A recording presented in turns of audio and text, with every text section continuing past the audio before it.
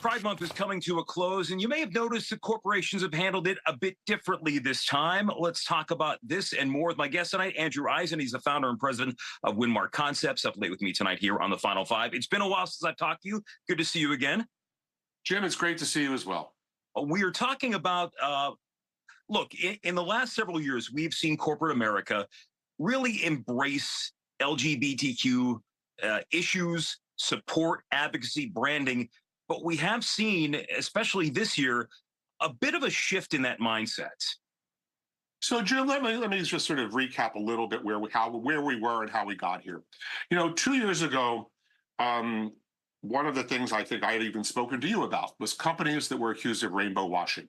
Companies that just literally wrapped themselves in rainbow colors and they were dripping in rainbows. The pendulum has swung so hard in 2 years, it's kind of scary. And you can say, what happened?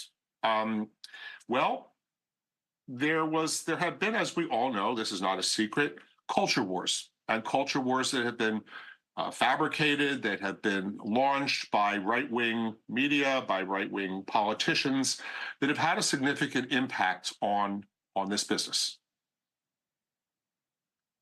We've certainly seen that play out. I know in the way of the Dylan Mulvaney situation, in which she was not sponsored by, not hired as a spokeswoman for, but given a personalized can of beer to celebrate 1 year of womanhood, and that set off those culture wars that you spoke of.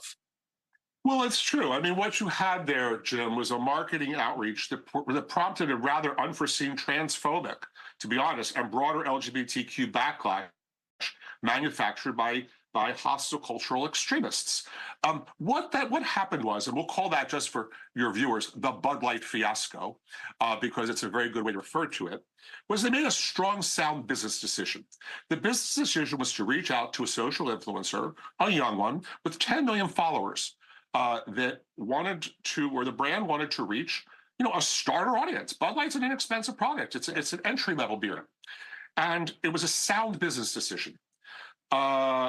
I think it was executed poorly. I think it was a good business decision, but it was executed poorly. But worse than that, Anheuser-Busch had a very, very bad reactions to it, and it only exacerbated a bad situation. So this Bud Light fiasco created something that I have learned, I've called rainbow worry. And what does that mean? It means that no brand in America wants to have to face its shareholders, as Anheuser-Busch did, and say, we took a hit. Their business is down. So what we have now is we have brands that have become very reticent and very worried, frankly, about being called the next Bud Light. I think the days of Burger King wrapping themselves in rainbow-colored foil and Nabisco filling 7 layers, that's a lot of layers, of rainbow cream, I think they're done. But what I think you have is companies that are really being measured, smart, and savvy, and nuanced in their approach to this consumer segment. And do you think that obviously, as somebody who works in branding and somebody who works on that realm, that might actually be more beneficial in the long run, not just for their image, but for business? If I might, I'll just give you an example. I think the perfect example of that is Target. Target in 2023, for right and wrong reasons, took a huge hit. And they had to go on with their earnings call and state that they took a hit. And what they've done is they've come back with what I call a rainbow-wise approach. And that's where I think companies are now today. They've scaled back.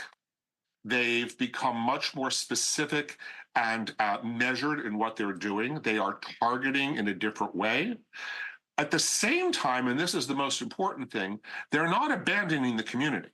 They're still very much supporting the LGBTQ community, but they're doing it with a balance of their commitment to the community as well as the bottom line of the company and their responsibility to their shareholders and stakeholders. Andrew wrote a piece about this. I'm going to push out a link on our social media channels. But Andrew Isen, thanks for the insight on this. Good to see you again. Jim, it's great to see you, and thank you so much for your time. Our pleasure. Final Five is back after this.